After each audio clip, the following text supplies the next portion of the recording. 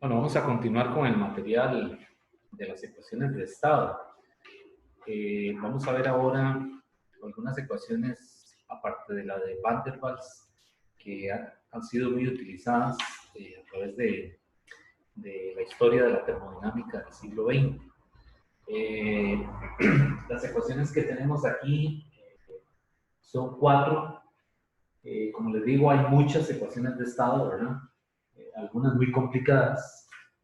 Y estas cuatro que presento aquí, pues son las que tienen solución analítica exacta, es decir, que se pueden trabajar manualmente sin necesidad de utilizar directamente una computadora. Entonces, está la ecuación de Geterici, ¿verdad? En sus dos formas. La versión que tiene la función exponencial y una versión más similar a la ecuación de Van der Waals. Igual A y B son los parámetros de ajuste de la ecuación como tal, ¿verdad? Y esos parámetros de ajuste varían de una sustancia a otra. Luego tenemos la ecuación de Berthelot, que es un poquito más viejita, ¿verdad? Es de principios del siglo XX. Y vean que se parece mucho a la ecuación de Van der Waals, nuevamente, ¿verdad? Vean que esta, la de Berthelot, y la de Geterici se parecen mucho a las de Van der Waals, ¿verdad? Esta tiene un b cuadrado y esta tiene un b a la 5 tercios. Y luego tenemos una ecuación un poquito más nueva, que es la ecuación de Calentar, en donde A, B y R son constantes, ¿verdad? Es muy utilizada esa ecuación para representar propiedades del vapor del agua.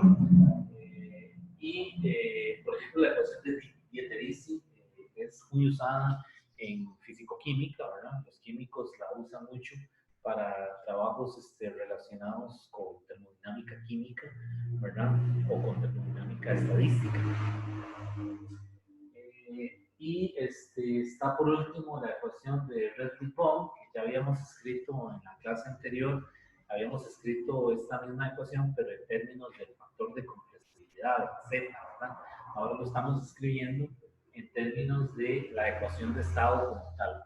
Entonces vean que Redlich-Bohm tiene dos versiones, ¿verdad? Esta versión la dice en la ecuación modificada, y vean que ambas se parecen mucho también a la ecuación de Van der Waals. Entonces vean que hay una particularidad aquí, ¿verdad? Estas ecuaciones, esta de Redlich-Bohm, esta de Geterici o esta de Berthelot, vean que se parecen mucho, tienen la misma forma que la ecuación de Van der Waals, salvo que difieren en algún factor adicional, una raíz, un exponente, pero mantienen esa forma, ese producto, ¿verdad? De dos binomios igualado a R por T.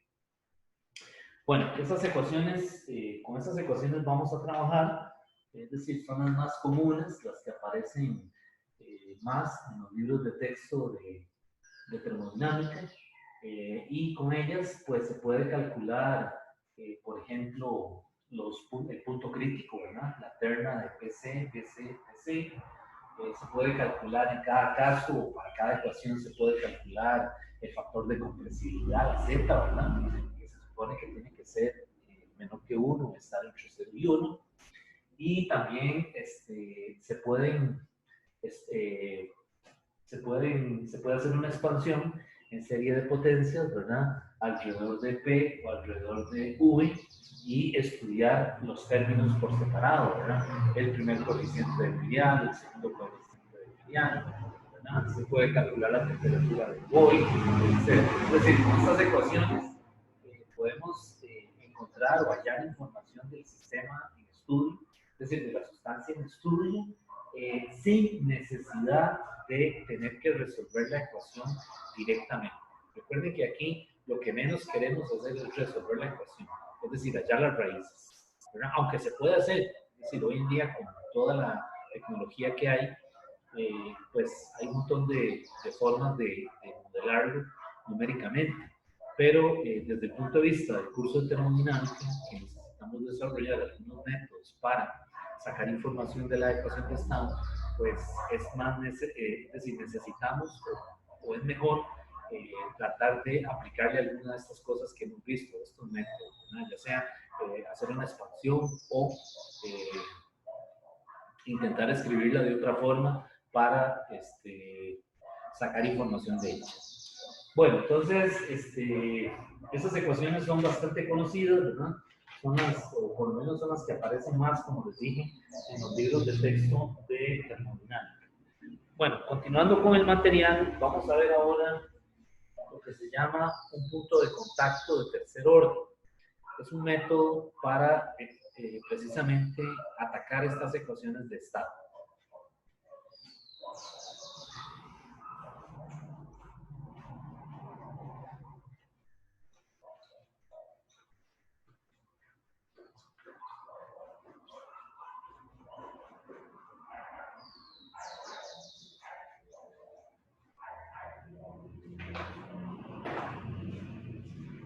Pues lo que vamos a ver ahora es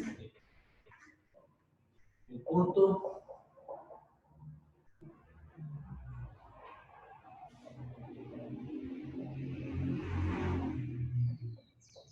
de contacto, se llama, de tercer orden. Es como lo que en matemáticas se llama un punto de ensilladura, ¿verdad? En una superficie. Bueno, entonces, este punto ocurre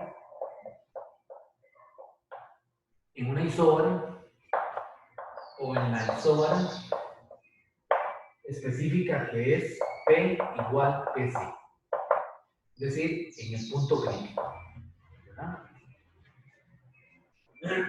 Y la condición que le vamos a poner es que vamos a tener una ecuación de estado que tenemos que evaluar en el punto crítico, PC, PC, PC. Y para hacer esa evaluación directamente en la ecuación de estado, cualquiera de las ecuaciones anteriores, ¿verdad? Vamos a utilizar esta aproximación. Vamos a decir que esto va a ser igual a PC V menos BC a la 3. Y aquí escribí algo mal. Este B no tiene índice, porque precisamente es la variable del método, ¿verdad? Y esto vamos a decir que es igual a 0. Entonces, pues recordarán que V menos VC a la 3 es un binomio, ¿verdad? Elevado a la 3, que se puede escribir de esta forma. V a la 3 menos 3VC, V cuadrado, más 3VC cuadrado, V menos VC a la 3. De una formulilla notable que hay por ahí, ¿verdad? Bueno, entonces esto se llama, ¿para qué sirve esto? Primero que todo, ¿para qué sirve un punto de contacto de tercer orden o un punto de ensilladura? Bueno, ese punto se comporta como, en 3 dimensiones, se comporta como el caso del punto de inflexión para una función de 2 variables, en donde cambia la concavidad. Entonces, estamos viendo básicamente lo mismo, solamente que ahora lo estamos viendo en una superficie. Y cuando lo vimos con el punto de inflexión, lo estábamos viendo en una función x de 2 variables. Bueno, entonces, el problema que resolvimos anteriormente con la ecuación de Van der Waals, recordarán que fue encontrar el punto crítico, ¿verdad? El BC, PC, el PC, el PC y el TC, ¿verdad? La terna. Pues con este método se puede también encontrar el punto crítico, el BC, el PC y el TC. Solamente que ahora lo hacemos por comparación directa cuando se expande la ecuación de estado y cuando la podemos escribir en forma de un polinomio que tenga esta forma, que tenga ese desarrollo. Entonces, vamos a volver a aplicar este método con la ecuación de Van der Waals y vamos a volver a calcular ahora, vamos a encontrar más bien las constantes A y B, ¿verdad? Es decir, con este método lo que queremos hacer ahora es encontrar las constantes A y B y el factor de compresibilidad, por ejemplo. Es decir, este es un método alternativo al método de punto de inflexión. Bueno, entonces vamos a aplicarlo.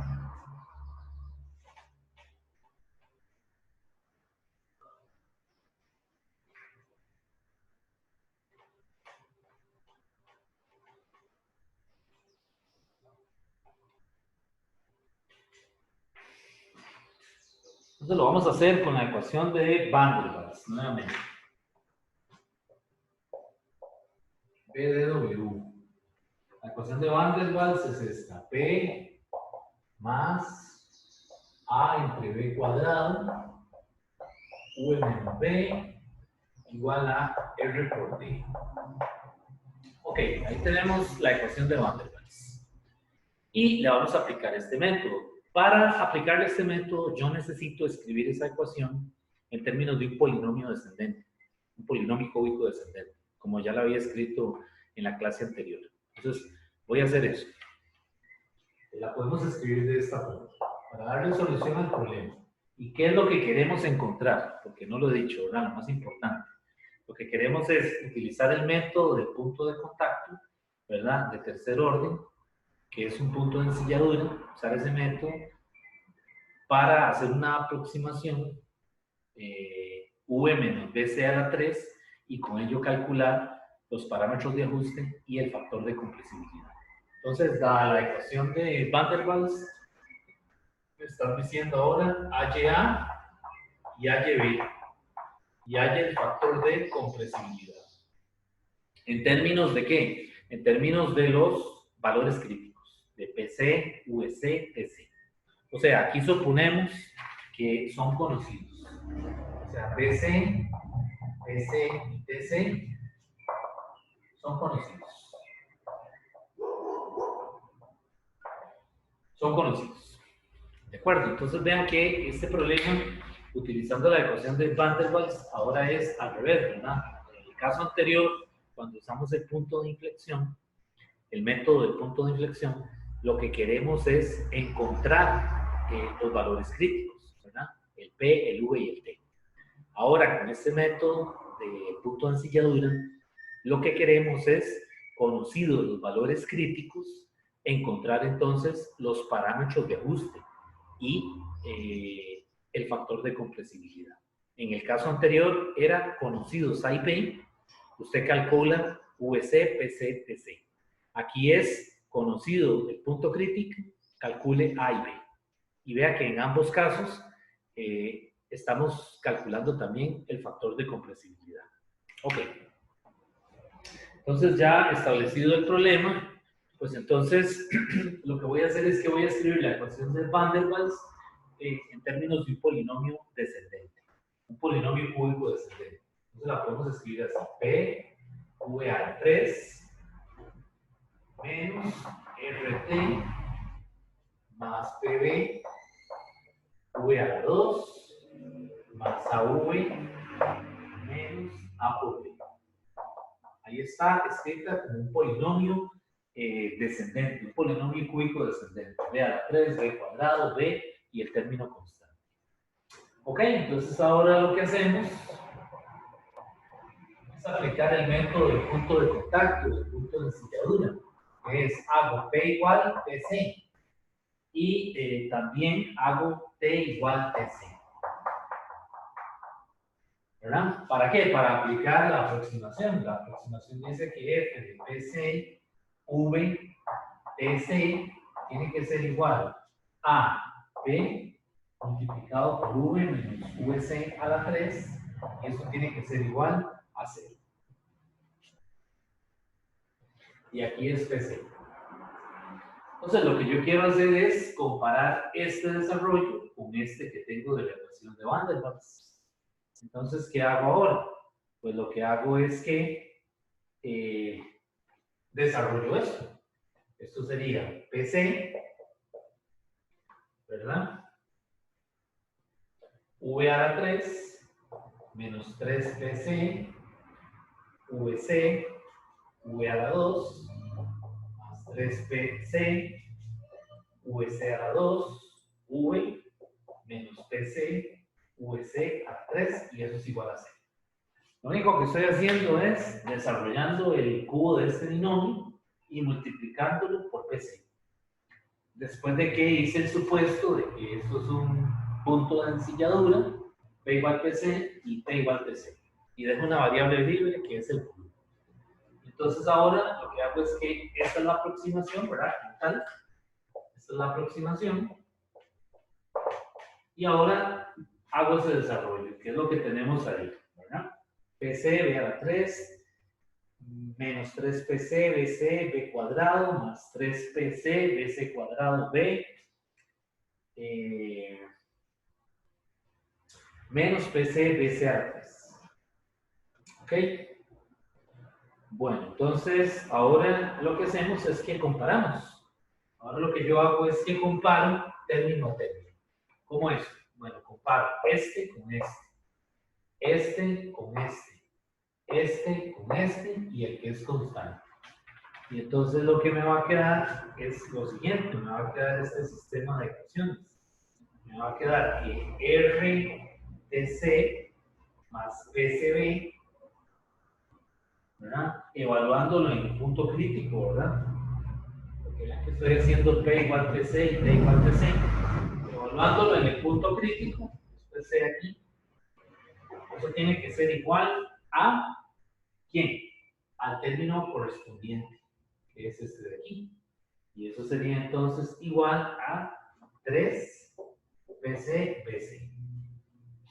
Ahora voy con el A. El A en este caso tiene que ser, voy comparando este con este término de aquí. Entonces vean que el A ya me da directamente. A es igual aquí a 3PC BC cuadrado. Y ya ahí tengo la A directamente. Y también puedo comparar AB con el término constante.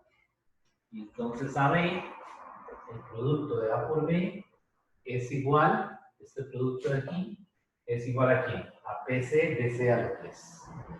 Esto sería PC, BC a la 3. Entonces vean que ahí tengo un sistema de ecuaciones, ¿verdad? Y ese sistema ahora de ecuaciones lo resuelvo para encontrar ¿quién? A y B, que son las incógnitas. Porque el problema me está diciendo que es conocido los valores críticos. Entonces vean que este método del punto de ensilladura depende de lo que le den. Es decir, si le dan la A y la B, pues lo que le van a pedir es el punto crítico. Y si le piden la A y la B, es porque usted, pues de antemano, conoce el valor del volumen, de la presión y de la temperatura en el punto crítico. Bueno, entonces, resolviendo ahí el sistema, voy a escribirlo de este lado, resolviendo el sistema, me queda que el A ya lo obtuve, ¿verdad? Ya lo tengo directamente, es PC, BC cuadrado. Y la B, pues la puedo despejar directamente del sistema de ecuaciones y me tiene que dar también BC tercios. Y al calcular el Z, ese Z me tiene que dar también 3/8, igual que como me dio cuando lo hicimos con el punto de inflexión.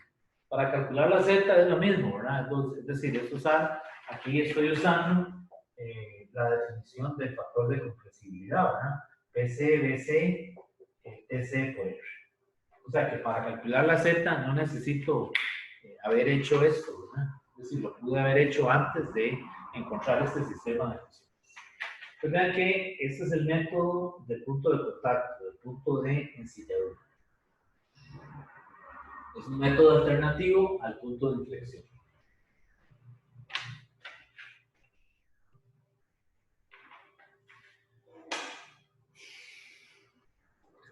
Bueno, vamos a hacer ahora otro problema.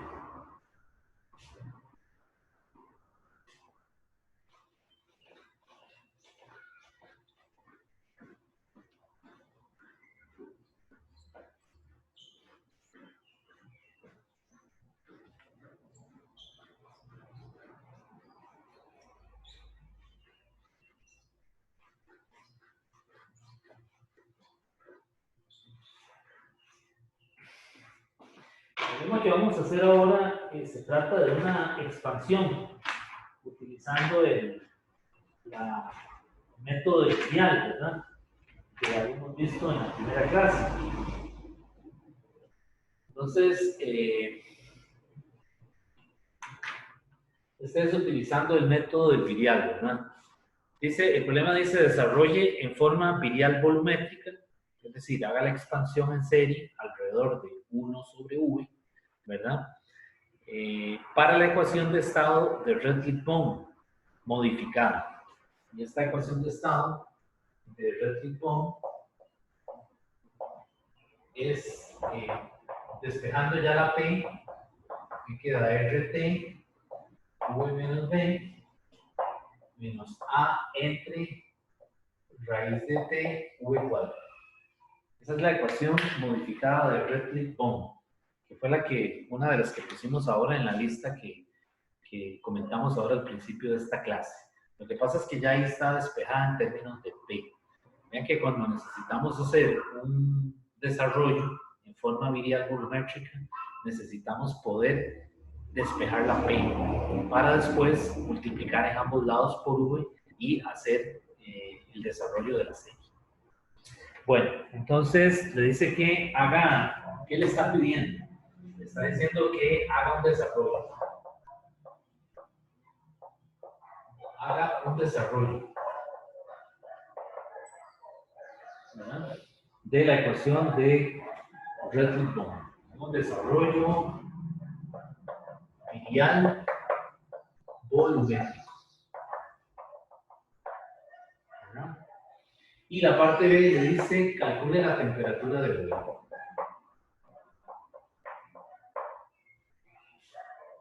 Ese es lo que le está pidiendo.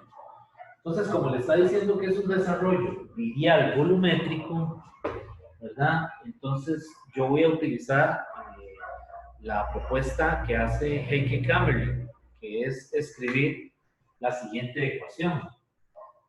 Para la parte A, P por V es igual a A más B sobre V más C sobre V cuadrado.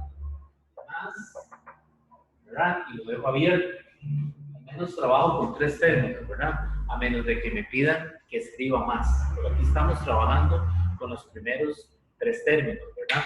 El gas ideal, que es el primer coeficiente virial, el segundo coeficiente virial y así sucesivamente. Bueno, entonces recuerden que esas funciones A, B y C, esas A, B y C, son funciones de la temperatura y de la naturaleza del gas si tomamos en cuenta la composición. Pero aquí no nos vamos a preocupar por eso. Solamente sabemos que son funciones de la temperatura. Entonces, lo que voy a hacer es que multiplico esta ecuación, la ecuación que me dieron, la de Redlich-Bohm, la multiplico por V en ambos lados. ¿Para qué? Para que se me parezca al desarrollo de Heike-Kamerlingh. Entonces, multiplicando por V, me va a quedar así.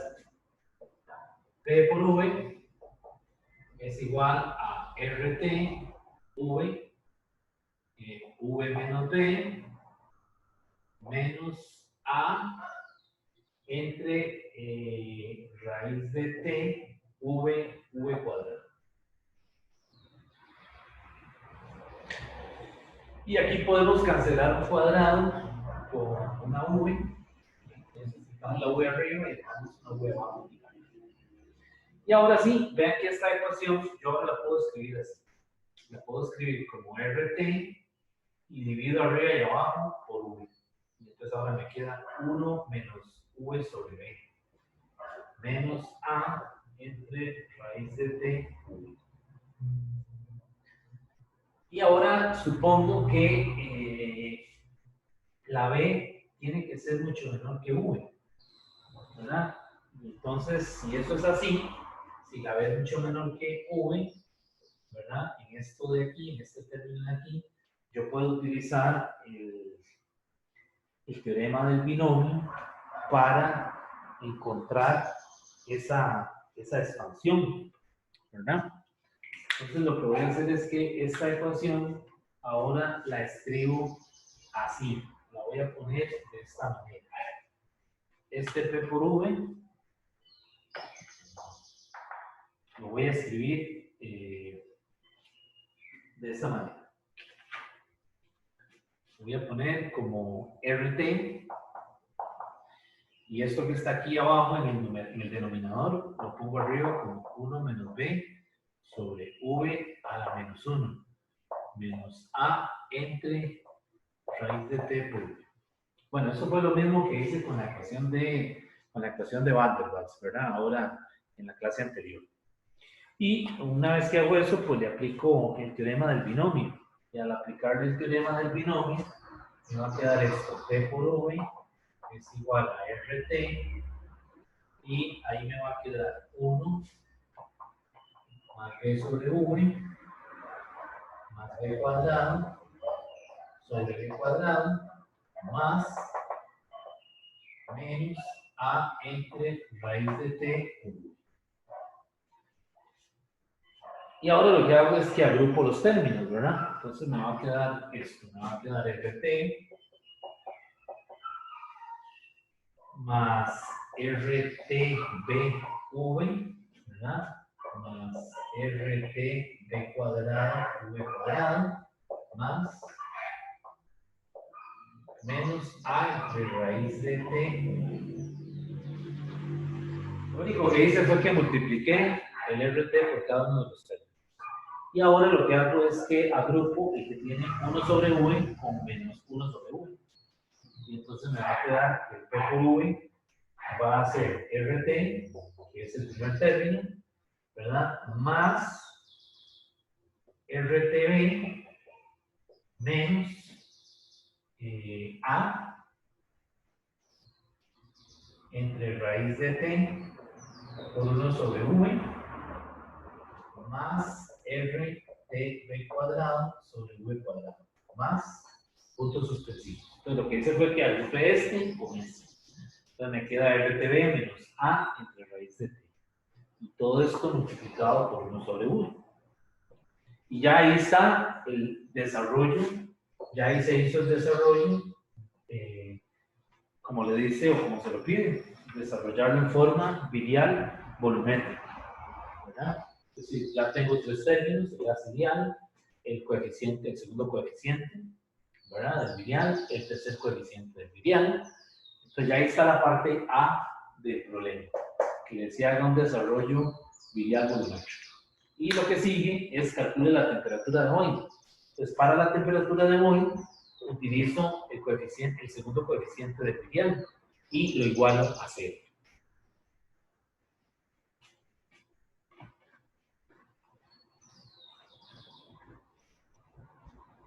Entonces, lo que hago ahora es que cojo el BRT menos A entre raíz de T y lo igualo a 0.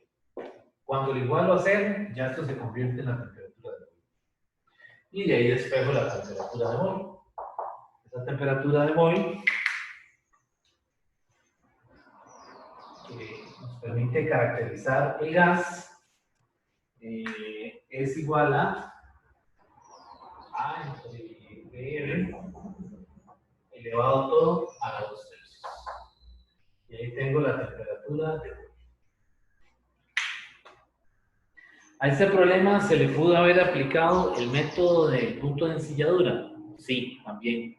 Es decir, este problema, si uno conociera los valores críticos, ¿verdad? El PC, UC, TC, puede entonces más bien hacer, es decir, calcular lo que hicimos en el problema anterior, calcular A y B en términos del punto crítico, ¿verdad? Pero aquí se supone que lo que usted está haciendo únicamente es haciendo el desarrollo en serie, ¿verdad? Del virial volumétrico.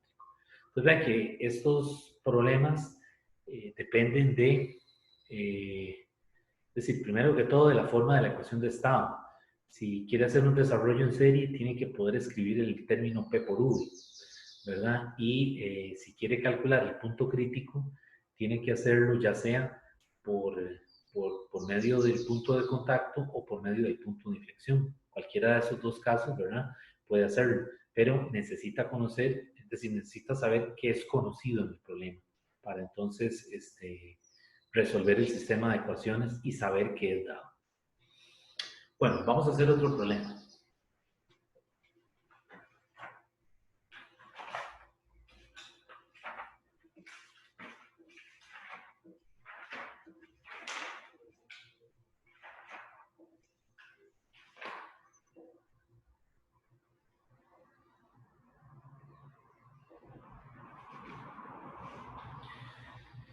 Bueno, el problema que vamos a hacer ahora es utilizando las ecuaciones de estado empíricas.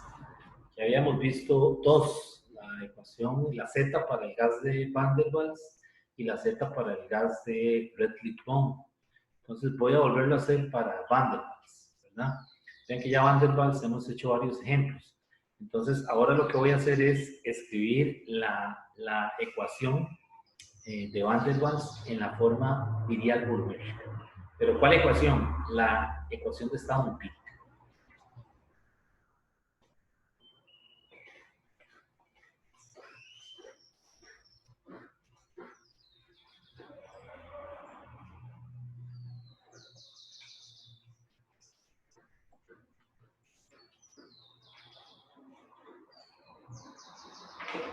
Entonces el problema lo que le dice es escriba la ecuación de Van der Waals empírica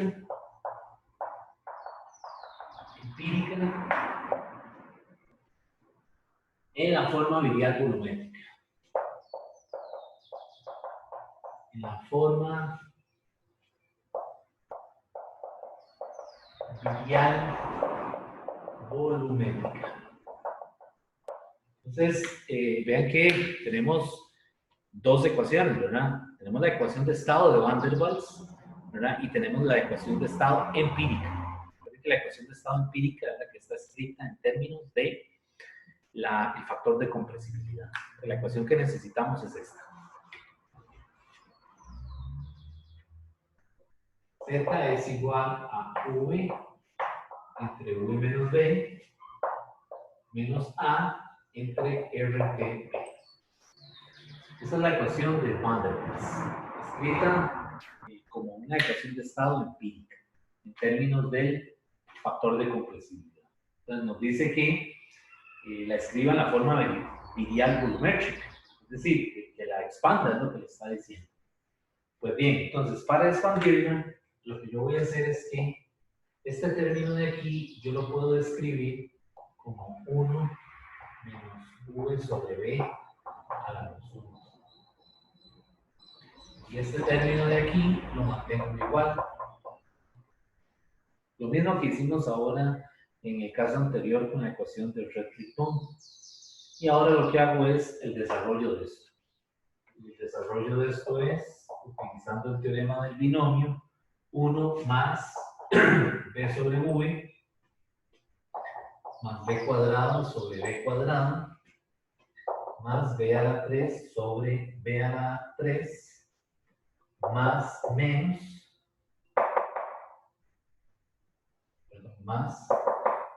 menos A entre RTB.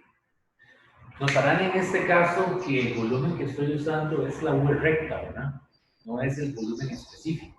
Esa es otra forma de distinguirla, ¿verdad? Cuando usted trabaja con la ecuación de estado, puede ser que el volumen sea el volumen específico, ¿verdad? Molar o por unidad de masa, o puede ser que sea el volumen, la V mayúscula, el volumen recto, porque está tomando en cuenta la cantidad de sustancia. Pero en la ecuación de estado empírica siempre va a utilizar el V recto. Entonces, al juntar esto, pues lo que me va a quedar es el Z de Van der Waals ya en forma virial volumétrica. 1 más B menos A entre RT entre V más B cuadrado entre B cuadrado más B a la 3 entre B a la 3 más. Y ahí ya la tengo escrito en la forma virial volumétrica. Vean que efectivamente me queda el gas ideal, ¿verdad? En el gas ideal, el factor de compresibilidad tiene que ser igual a 1. Y la otra cosa es que en el segundo coeficiente del virial, si yo igualo esto a 0, la T se convierte en la temperatura de Voigt. Y vuelvo a obtener la temperatura de Voigt como la había calculado la primera vez que lo hicimos con la ecuación de estado de Van der Waals. Bueno, y eso es lo que está pidiendo el ejercicio. Simplemente que escriba la ecuación de Van der Waals en la forma virial volumétrica. Entonces vean que las ecuaciones que vimos anteriormente, las de estado, que vimos ahora al principio de la clase, las de Berthelot y otras que están por ahí, también se pueden escribir en términos de el factor de compresibilidad y hacer una expansión virial volumétrica. Ok, y por último, vamos a hacer un problemita más. Que traigo aquí, que es un problema del libro de Sears.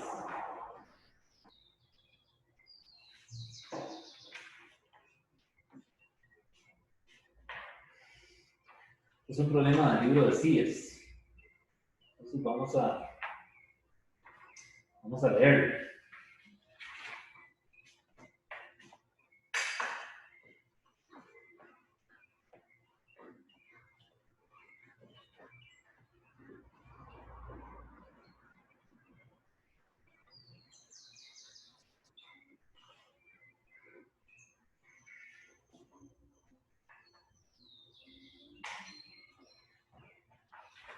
Ok, este problema es el 224 del Sears. Está en la página 68.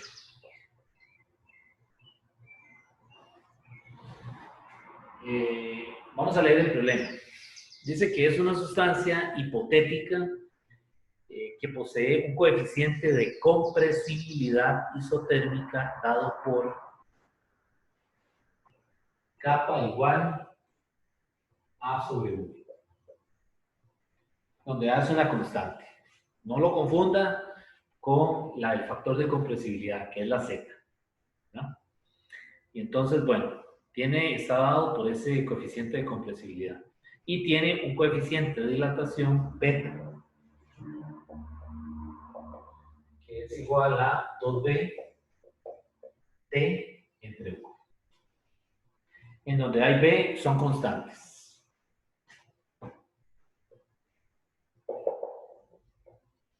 Hay B son constantes. Entonces, vamos a leerlo nuevamente. Dice, una sustancia hipotética posee un coeficiente de compresibilidad isotérmica, kappa igual a entre U. Y un coeficiente de dilatación volumétrica, beta igual 2BT sobre U. ¿Verdad? Y le dice que A y B son constantes. Notará en estas dos ecuaciones que están escritas en términos de A y B. Esa A y esa B precisamente son los parámetros de ajuste de la ecuación de estado o de una ecuación de estado dada. Puede ser la de Berthelot, puede ser la de Van der Waals, cualquiera. Pero esa A y esa B, que dice que son constantes, son los parámetros de ajuste de la ecuación. Entonces, aquí viene el problema inverso. En la segunda clase vimos cómo calcular kappa y beta, ¿verdad? Si usted conocía la ecuación de estado. Ahora es al revés. Ahora, dado o conocido kappa y beta, le está diciendo que encuentre la ecuación de estado. Es el problema inverso. Perdón, entonces el problema, la parte A le dice, demuestre que la ecuación de estado se puede representar por, dice, demuestre que la ecuación de estado se puede representar por esta ecuación, U menos BT cuadrado más A por P es igual a una constante. O sea, hay que llegar a esa relación. Esta es la parte A. Entonces vamos a hacer primero esa parte. Entonces vean que ahora tenemos un problema que es el problema al revés, por decirlo así. Antes, en el capítulo 2, conocida la ecuación de estado, usted podía derivar implícitamente o despejar, ¿verdad? Explícitamente y calcular el beta y el kappa, ¿verdad? Ahora no, ahora usted conoce el kappa y el beta en términos de las constantes o los parámetros de ajuste de la ecuación de estado, de cierta ecuación de estado que no sabe cuál es, y ahora más bien le están pidiendo que encuentre la ecuación de estado. Pues es muy sencillo, simplemente es, digamos que seguir el procedimiento al revés, pero hay que tener cuidado a la hora de integrar y las constantes que salen del proceso de integración. Entonces vamos a hacer la parte A. Para la parte A, yo puedo partir del kappa o de beta. este problema se puede hacer de varias formas. Yo salí de capa. Entonces, lo que yo voy a hacer es que capa, yo sé que capa es menos 1 sobre b, derivada parcial de b respecto de p. Y yo sé que eso a su vez es igual a sobre v, porque ya me lo están dando. De tal manera de que yo puedo escribir esto así: derivada parcial de v respecto de p, teniendo t fijo, es menos a. Ya que estos v se cancelaron y el menos lo pasé para acá. Y aquí viene la parte que tal vez es la que hay que tener cuidado en la parte, digamos, a la hora de manipularlo matemáticamente.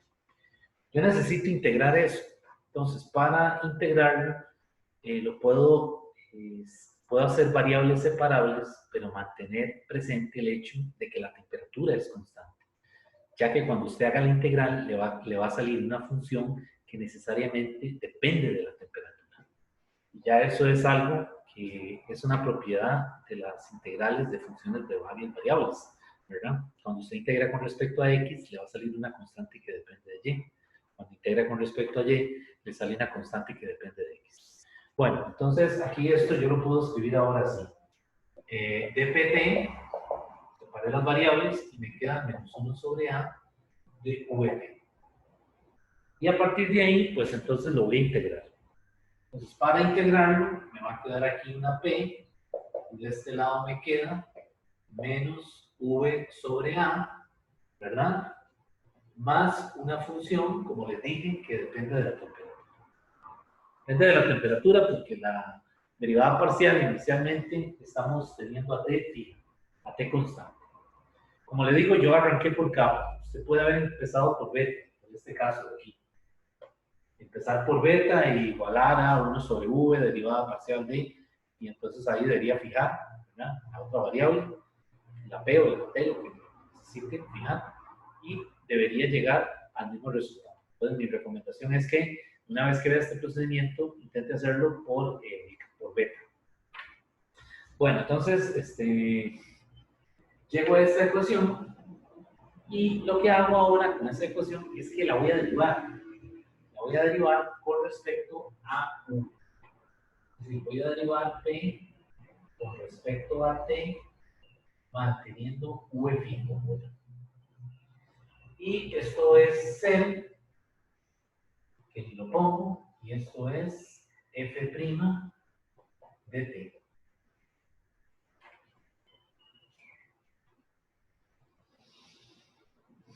Entonces a estas ecuaciones yo les puse número. A esta le puse 1, a esta le puse 2. Y ahora lo que voy a hacer es que voy a usar una propiedad inmediata que da el capítulo 2, que es esta, la derivada parcial de p, una identidad, no dije una propiedad, una identidad, que es esta, beta entre capa. Es una ecuación que está en la página 39 del libro. Entonces vean que yo ya tengo beta y capa. Entonces voy a ver qué obtengo de ahí. Beta, ¿qué sería? Es 2b, b entre v, entre la capa, que es a entre v. Entonces, al hacer esa división, pues lo que me queda es simplemente 2bt entre a. Esa ecuación le llamo 3. Y ya estamos casi que a punto de resolverlo. Porque ahora lo que voy a hacer es que, como ya yo había hecho la derivada de p con respecto a tv, y esto es la derivada de p con respecto a tv, pues lo que hago es que voy a igualar 2 y 3.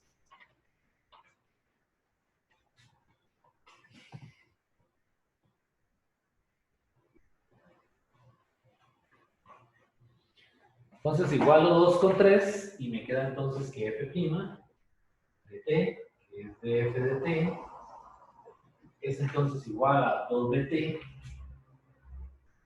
sobre a. Y a continuación puedo separar variables e integrar. F va a ser 2pt sobre A dt.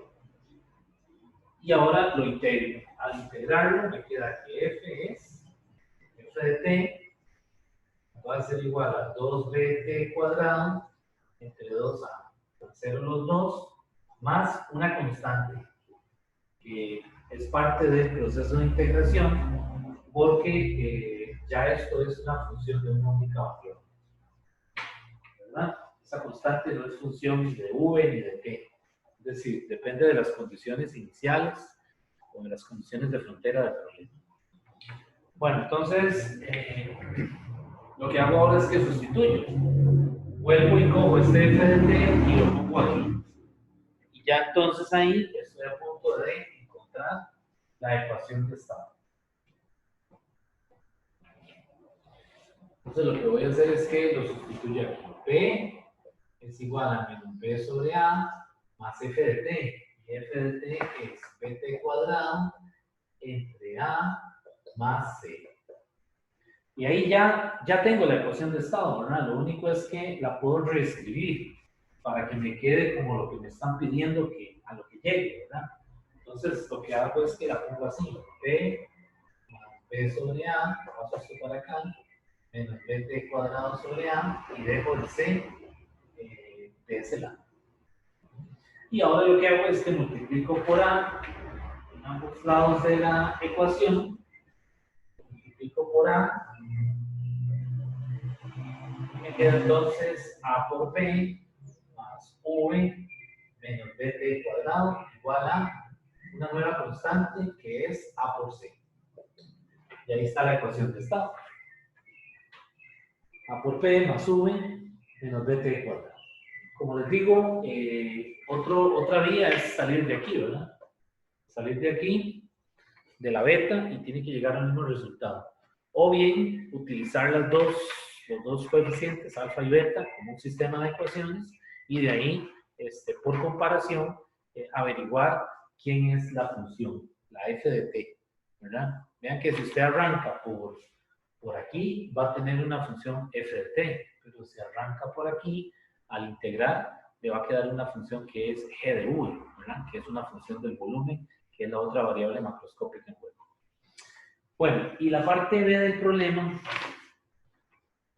de ese problema, lo que le dice es que si a una presión P0 y una temperatura T0, ¿verdad? Le están dando las condiciones iniciales, P0, B0, P0, T0, ¿verdad? El volumen específico es B0. Entonces le dice, determine la constante, o sea, halle el valor de la constante. Y ahí, vean que eso es una pregunta prácticamente conceptual, porque ya yo sé que esta es la constante, ¿verdad? Y precisamente si esto es constante, es porque no cambia, obviamente. Entonces, ahí la respuesta prácticamente es inmediata. Es decir, lo que nosotros tenemos que tener cuidado es que la constante tiene que tener esos valores. Esa nueva constante tiene que ser A igual a por P0 más P0 menos B por P0 cuadrado. Esa es la nueva constante. Debido a que pues ya yo la ecuación de estado la escribí toda de un solo lado y entonces al ser esto constante quiere decir que mantiene la misma forma para las condiciones iniciales o las condiciones de frontera. Bueno, entonces este es un problema. Vean que hoy hemos hecho varios tipos de problemas, que de eso va a venir en la tarea. Entonces, recapitulando, ¿qué problemas hemos hecho? Para más o menos ordenar todo lo que dije aquí. Bueno, utilizamos el método de Heike-Kamerlingh para hacer la expansión del virial. Para ello necesitamos poder escribir la ecuación de estado, despejar la P, para luego multiplicar por U en ambos lados y utilizar algún desarrollo en serie de alguna función conocida para lograr hacer la expansión de la ecuación de estado. Ese es un problema, ¿verdad? Dada la ecuación de estado, que usted pueda despejar el P y luego hacer una expansión P por V, alrededor de V o alrededor de P. El otro problema que hicimos es, dada la ecuación de estado empírica, es decir, la que está escrita en términos de Z, también haga el desarrollo, ¿verdad? Es decir, utilice una función conocida, por ejemplo, el teorema del binomio, algún desarrollo conocido para hacer la expansión. Pero entonces ya no es la ecuación de estado como tal, sino la ecuación de estado empírica, la que está escrita en términos de Z. El otro problema que vimos es, dada la ecuación de estado, calcule el punto crítico, que es el volumen, la presión y la temperatura en el punto crítico. Conocido los parámetros de ajuste, el A y el B, ¿verdad? Y calcule el factor de compresibilidad. Eso se puede hacer por dos métodos, por el punto de inflexión, ¿verdad? El método del punto de inflexión, o por el método del punto de ensilladura. Y ahora este problema que estamos haciendo es conocidas la beta y la kappa en términos de los parámetros de ajuste de la ecuación de estado, hay entonces la ecuación de estado.